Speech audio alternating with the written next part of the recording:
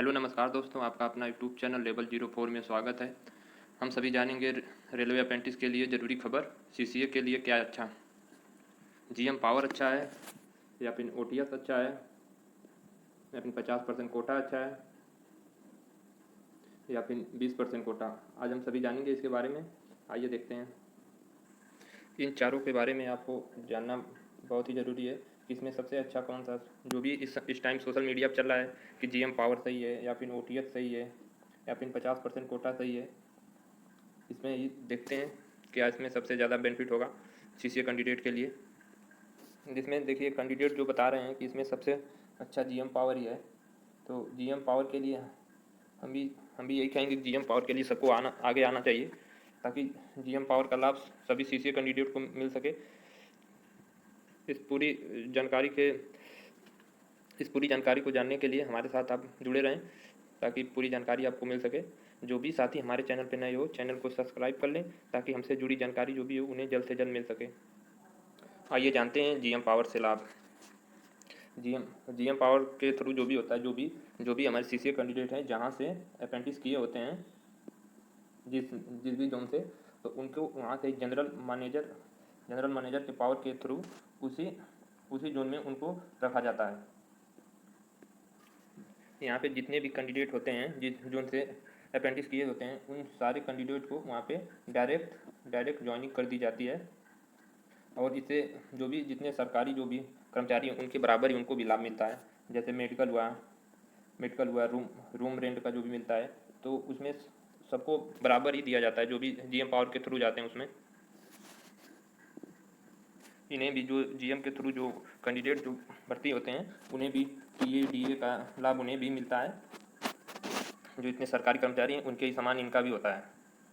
इसके थ्रू जो भी साथी ज्वाइनिंग कर लेते हैं तो वो भी सरकारी ही माने जाते हैं, उन्हें भी सरकारी कर्मचारी के तरह ही ट्रीट किया जाता है। वो भी सरकारी हो जाते हैं। उसके बाद एक तरह से वो भी ग्रुप डी के कैंडिडेट हो जाते हैं। और देखिए इसमें सीसीए के लिए सबसे अच्छा जीएम पावर ही होता है। इसमें सीसीए के लिए लाभ ही लाभ होता है ताकि सभी को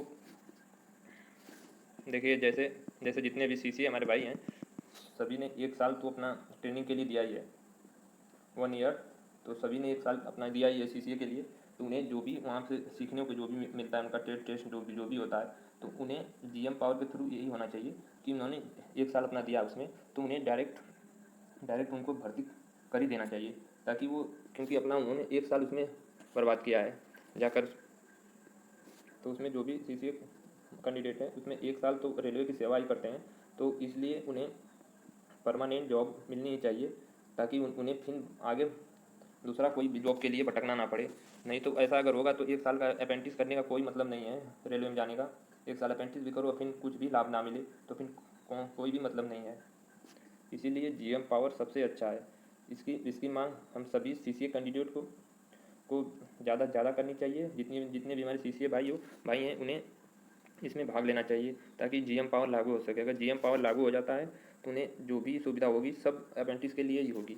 और फिर इसमें आपको ना एग्ज़ाम देना होगा ना कुछ, आपको डायरेक्ट ज्वाइनिंग, आप जिस जोन से अप्रेंटिस किए होंगे आपको वहीं पे ज्वाइनिंग मिलेगी। आप अगर ये चाहेंगे कि हमें दूसरे जोन में मिल जाए तो ऐसा नहीं होता है, उसमें डायरेक्ट वहीं पे ज्वाइनिंग मिलती है। आप जिस जोन से अप्रेंटिस किए हैं आपको वहीं पर रखा जाएगा। दूसरा ये देखते हैं ओटीएस से लाभ। ओटीएस से जो है जितने भी हमारे साथी 1998 से लेकर 2024 के बीच में जितने भी साथी हमारे अप्रेंटिस किए हैं, 2024 तक जितने भी साथी अप्रेंटिस किए हैं उन्हें डायरेक्ट उन्हें ज्वाइनिंग ओटीएस मतलब 1 टाइम सेटलमेंट उन्हें डायरेक्ट हो। लेकिन ओटीएस और जीएम पावर में एक खामी है। आप ये जान लीजिए जो भी साथी हमारे 1998 के जो भी अप्रेंटिस कर चुके हैं, अगर ओटीएस के थ्रू अगर लाभ मिलता है अप्रेंटिस को, तो उसमें जो भी साथी 1998 में अप्रेंटिस किए हैं और जिनकी एज हमारे नए साथियों से ज़्यादा होगी तो पहले उन्हें रखा जाएगा और जितने नए साथी हैं उन्हें बाद में वरीयता मिलेगी।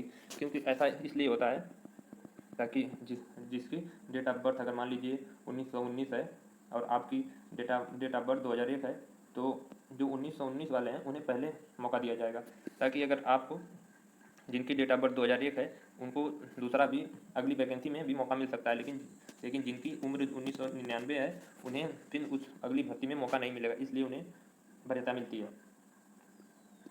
चलिए आइए देखते हैं 50% से लाभ। 50% से लाभ ये होगा कि अगर मान लीजिए अगर 1 लाख वैकेंसी आती है तो उसमें पहले जो इस टाइम जो रूल है उसमें हमें 20% कोटा मिलता है। तो 20% कोटा से है कि 1 लाख वैकेंसी में हमें 20,000 ही वैकेंसी मिलेगी। अगर 50,000 अगर हमें लाभ मिलता है, कोटा मिलता है, तो उसमें अप्रेंटिसों के लिए सीधे 50% सीट रिजर्व होगी। सीधे मान लीजिए 1 लाख वैकेंसी है तो उसमें से 50,000 CCA के लिए ही होगी। लेकिन इससे ये है कि आपको CBT देना पड़ेगा, CCA छात्रों को। लेकिन तो 50% कोटा से है कि CBT देना पड़ेगा, उसके बाद ही आपको इसका लाभ मिलेगा। लेकिन हम ये कहते हैं कि हम इससे तो बेहतर हमें GM पावर है। अगर GM पावर हमें मिलता है तो हमें ना CBT देना है ना कुछ देना, हमें डायरेक्ट ज्वाइनिंग होगी। तो GM पावर इस 50% कोटा से सही है, तो हमें GM पावर की ही मांग करनी चाहिए। 50% कोटा से यही है कि जितने हमारे अप्रेंटिस साथी हैं उन्हें CBT तो देना ही देना पड़ेगा, उसके बाद ही उनको अंदर लिया जाएगा। लेकिन हम कह रहे हैं कि जो साथी 1 साल के लिए रेलवे में CCA या फिर अप्रेंटिस कर चुके हैं तो फिर उन्हें CBT देने की क्या जरूरत है, उन्हें डायरेक्ट ही ज्वाइन किया जाए। या तो उन्हें GM पावर दिया जाए या फिर OTS दिया जाए, वन टाइम सेटलमेंट दिया जाए, ये सबसे बेस्ट होगा। आइए जानते हैं 20% कोटा से लाभ। 20% कोटा से ये है कि इसमें कैंडिडेट को जितने भी रेलवे अप्रेंटिस हैं उन्हें 20% ही कोटा मिल रहा है। तो इससे सब पर्सन जितने नए भी CCA कैंडिडेट हैं, जितने पुराने भी हैं, सब चाहते हैं कि हमें डायरेक्ट GM पावर का ही लाभ मिले ताकि डायरेक्ट सिलेक्शन हो सके। 20% कोटा में जितने भी मान लीजिए अगर 1 लाख वैकेंसी आ रही है तो उसमें से आपको 20,000 ही सीट मिलेगी। अब 20,000 सीट से में ये कि इसमें CCA में ये रूल होता है कि मान लीजिए अगर मेरिट आपकी 50 बनती है, 50 मेरिट आपको बनती है, और किसी एक ही शहर के अगर जितने टॉप 50 के अंदर 20% मान लीजिए 20,000 सीट है, उसमें 50 पे कट ऑफ बनता है और 50 के अंदर एक ही शहर के लड़के टॉप 50 में आ गए 20,000 के अंदर, तो उन्हें ही रखा जाएगा, दूसरे शहर के लड़कों को फिर मौका नहीं मिलेगा। तो इसीलिए जितने भी हमारे CCA साथी हैं, अप्रेंटिस साथी हैं, वो ये चाह रहे हैं कि 20% कोटा हटाया जाए और डायरेक्ट हमें GM पावर के थ्रू हमें ज्वाइनिंग मिले ताकि इससे हम सभी को लाभ मिले। तो इसलिए हम तो यही कहेंगे कि हमें GM पावर ही मिलना चाहिए ताकि हमें डायरेक्ट ज्वाइनिंग मिल सके, ताकि हम लोग जो भी 1 साल तक ट्रेनिंग किए हैं तो उससे हमें कुछ तो बेनिफिट मिले। नहीं तो हम 1 साल ट्रेनिंग भी करें और फिर उसके बाद हम लोग CBT भी दें। फिर आपको पता है जितने भी अप्रेंटिस साथी हैं हमारे जो 1 साल ट्रेनिंग कर चुके हैं उन्हें पता होगा कि हम वहाँ पे ट्रेनिंग के टाइम कितने पढ़ पाते हैं, कितने भी टाइम मिलती है पढ़ने के लिए।